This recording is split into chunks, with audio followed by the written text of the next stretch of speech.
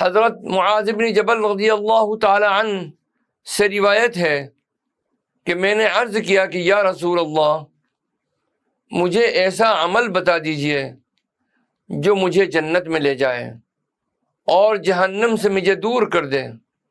آپ صلی اللہ علیہ وسلم نے ارشاد فرمایا، تم نے بہت بڑی بات کا سوال کیا ہے، لیکن یہ اس کے لیے آسان ہے جس پر اللہ جل شأنہ آسان فرما دے۔ تم اللہ کی عبادت کرو، اس کے ساتھ کسی کو شریک مت ٹھہراؤ، نماز قائم کرو، زکوٰۃ ادا کرو، رمضان کے روزے رکھو اور بیت اللہ کا حج کرو اگر اس کی طرف جانے کی طاقت رکھتے ہو تو۔ پھر ارشاد فرمایا، کیا میں تم کو بھلائی کے دروازے نہ بتلاؤں؟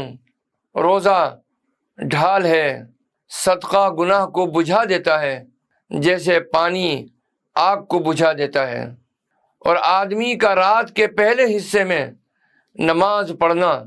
پھر آپ صلی اللہ علیہ وسلم نے یہ آیت تلاوت فرمائی، تتجافى جنوبهم عن المضاجع الى آخر الآیہ، ان کے پہلو بستروں سے دور رہتے ہیں، یہاں تک کہ آپ نے یعملون تک تلاوت فرمائی۔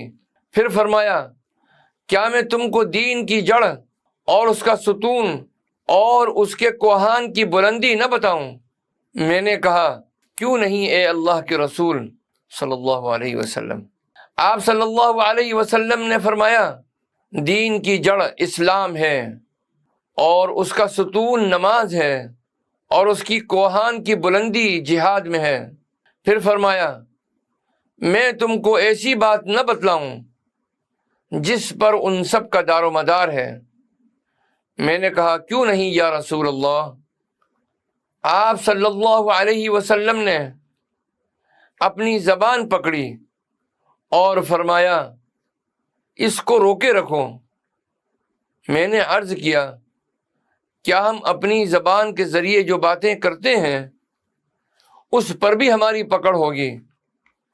آپ صلی اللہ علیہ وسلم نے فرمایا، تیری ماں تجھے گم کرے، یہ ایک عربی محاورہ ہے۔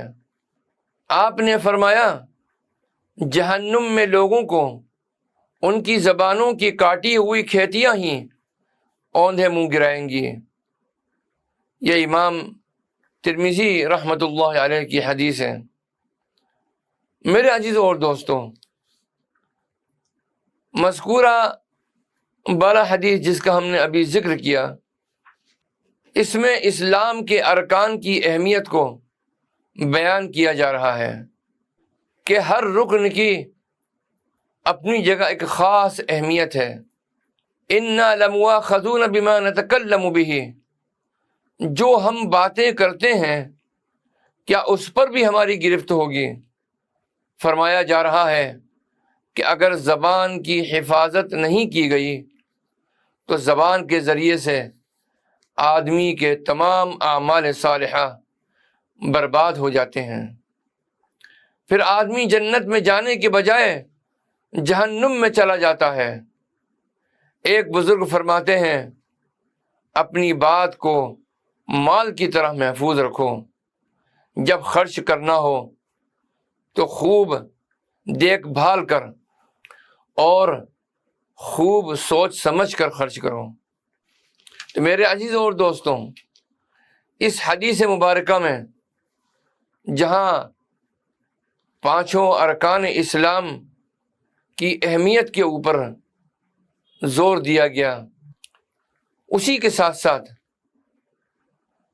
زبان کی پکڑ کے بارے میں بتایا گیا کہ اگر زبان قابو میں نہیں رہے گی اور زبان سے گناہ سرزد ہوتے رہیں گے اور زبان سے غیبتیں کی جاتی رہیں گی، فتنہ پردازی کی جاتی رہے گی، لوگوں کی چغلیاں کی جائیں گی اور زبان کے ذریعے انتشار پیدا کیا جائے گا اور زبان کے ذریعے فتنہ کیا جائے گا، جو بھی خرابیاں زبان کے ذریعے ہو سکتی ہیں، تو اللہ تعالیٰ اس کا سخت مواخذہ فرمائیں گے۔ اللہ ہمیں اور آپ کو سب کو اپنی زبانوں کو قابو میں رکھنے کی توفیق عطا فرما دے، اور اپنی زبانوں کو اپنے ذکر میں، اور اللہ سبحانہ و تعالی ہماری زبانوں کو اپنے ذکر میں مصروف رکھنے کی توفیق عطا فرمائے۔ آمین ثم آمین یا رب العالمین۔